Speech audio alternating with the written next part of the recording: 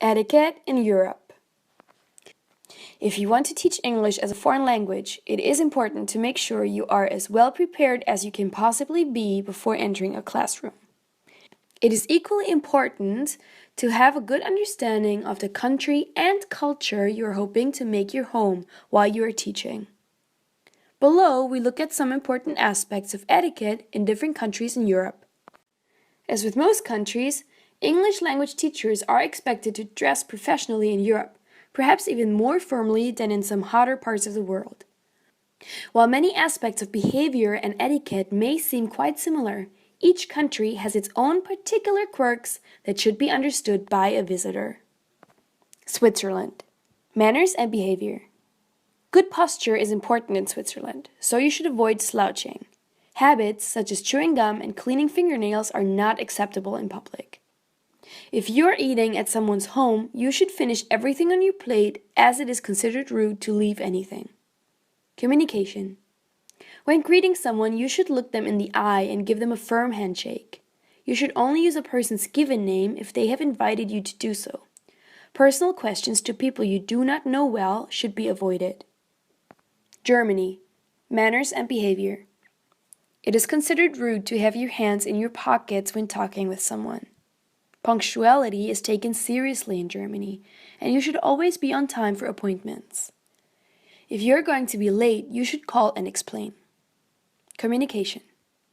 Shaking hands is the common way of saying hello and goodbye, but you should never shake hands with one hand in your pocket.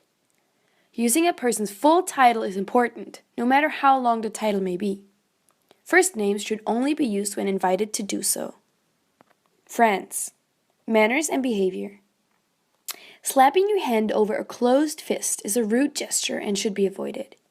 The French are not too concerned with punctuality, but you should make the effort to be on time, even if you end up waiting for others to arrive. Picking your teeth and clipping your nails should be done in private rather than out in the open. Communication.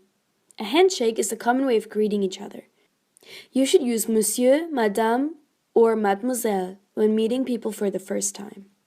Eye contact is important to show you are interested in the other person's conversation. Spain.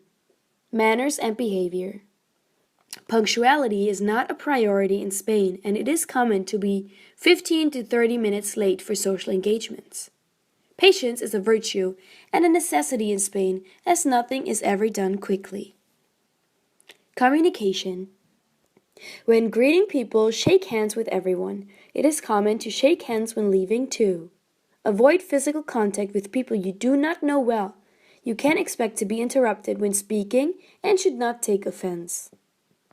Russia. Manners and behavior. Making the OK hand sign is a very rude gesture in Russia, as is placing your thumb through your index and middle fingers. If you're invited to dinner at a Russian's home, you should expect to stay for a while after dinner for drinks and socializing. Communication. A handshake is an appropriate greeting but is not mandatory, and first meetings in Russia can seem rather cool and unfriendly. If you do shake hands, you should remove your gloves first. Be prepared for a Russian to stand close to you when talking.